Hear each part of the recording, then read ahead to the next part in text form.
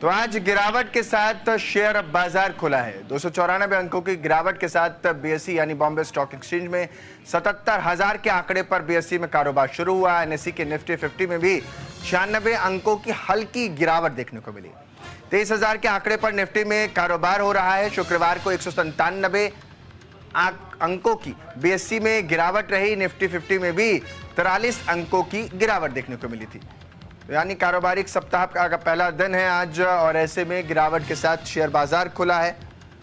और बजट के बाद से ज्यादा तेजी की उम्मीद जो की जा रही थी वो नजर नहीं आई, और बाजार अभी भी उस कदर संभला नहीं जैसा कि होना चाहिए था। मेरे सहयोगी ज्यादा जानकारी के साथ शुभम पांडे मुंबई से जुड़ रहे हैं। शुभम, जिस उम्मीद की जा रही थी जिस चीज को लेकर के कि बाजार में स्थिरता आएगी, वो अभी भी नजर नहीं आ रही है। इकोनॉमी को लेकर के इतने बड़े ऐलान बजट में हो गए, कई खासतौर पर एमएसएमईज को लेकर के अनाउंसमेंट हो गई, और इनका तो प्रभाव पड़ना चाहिए था मार्केट पर, लेकिन वो ऐसा पड़ता नजर नहीं आ रहा, पॉजिटिव इम्पैक्ट नहीं है। बिल्कुल, देखिए अंकित जी, घरेलू जो बाजार है उसमें गिरावट देखने को मिल रही है। उसकी वजह है कि वैश्विक तौर पर भी भारतीय जो बाजार है उसमें भी गिरावट देखने को मिली है। देखिए, अगर मैं अमेरिकी बाजार की बात करें तो डोनाल्ड ट्रंप आज 25% टैरिफ जो है जो स्टील कंपनियां जो होती हैं, जो स्टील के इंपोर्ट एक्सपोर्ट होते हैं, उस पर 25% नए टैरिफ लगाने की संभावना जो जताई जा रही है।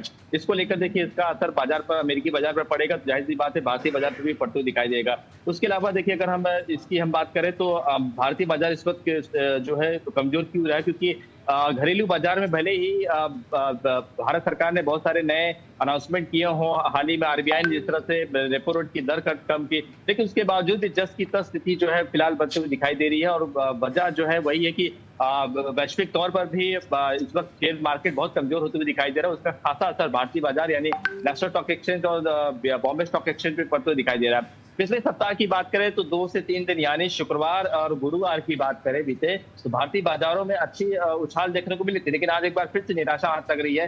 कहीं न कहीं तमाम जो बड़ी कंपनियां जो हैं उनके शेयर्स भी आज एक बार फिर से डाउन होते हुए दिखाई दे रहे हैं। तमाम, चाहे अडानी हो, रिलायंस हो, इन सारे तमाम कंपनियों के शेयर्स एक बार रेड जोन में खुलते हुए दिखाई दे रहे हैं। तो हम कह सकते हैं चिंता का विषय है, लेकिन अब देखना होगा कि बिल्कुल शुभम, और चिंता का विषय है, देखना दिलचस्प होगा कि आगे इसमें क्या कुछ